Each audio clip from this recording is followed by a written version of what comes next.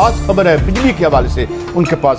میاں صاحب میں زیادہ ٹائم نہیں لوں گا، پلیز بتائیں کہ یہ بجلی کا معاملہ کیا ہوا، کب تک رہے گا، یہ سلسلہ کیا ہے میاں صاحب؟ قائد صاحب یہ جو بریک ڈاؤن آپ کو نظر آ رہا ہے اور پورے آج سارا دن گزر گیا ہے، یہ اچانک نہیں ہوا۔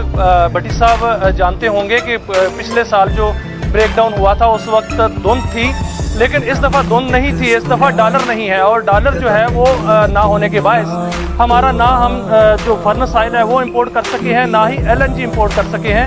پی ایس او کے MD جو ہیں وہ بار بار چیختے رہے، دعائی دیتے رہے کہ ڈالر نہیں ہے، ہماری LCs نہیں کھل رہی اور امپورٹ جو ہے وہ بند ہو چکی ہے۔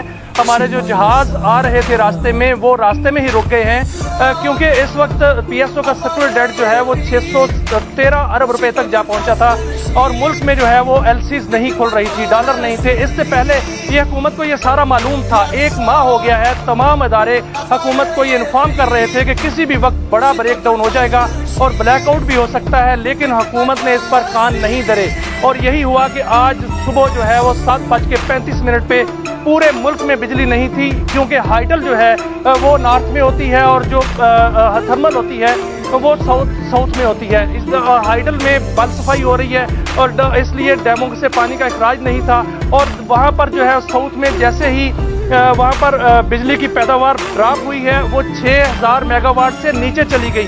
6000 میگا واٹ سے جب نیچے چلی جاتی ہے بجلی کی پیداوار تو نیشنل گریڈ جو ہے وہ ٹرپ کر جاتا ہے، سکڑ جاتا ہے۔ یہی ہوا کہ وہ نیشنل گریڈ سکڑ گیا اور بجلی جو ہے وہ سسٹم سے نکل گئی۔ آج سارا دن جو ہے وہ بجلی سسٹم میں نہیں تھی اور ابھی تک بھی نہیں ہے۔ ابھی جو وزیر موصوف ہیں خرم دستگیر، انہوں نے آج دن کو بتایا تھا کہ 12 گھنٹے میں بجلی بحال ہو جائے گی۔ 12 گھنٹے سے زائد کا وقت گزر چکا ہے، جیسے ہی بجلی جو ہے وہ اس کو بحال کرنے کی کوشش کرتے ہیں وہ ٹرپ ہو جاتی ہے۔ قائد صاحب یہاں پر جو تربیلا ڈیم ہے اور منگلا ڈیم ہے، اس کا پانی کا اخراج بڑھایا گیا ہے، وہ اس لیے بڑھایا گیا کہ بل صفائی ہو رہی ہے، اس کی کوئی ضرورت نہیں تھی۔ اس کا اخراج بڑھانے کی علیحدہ جو ہے قیمت ہمیں ادا کرنا پڑے گی اگلے آنے والے مہینوں میں۔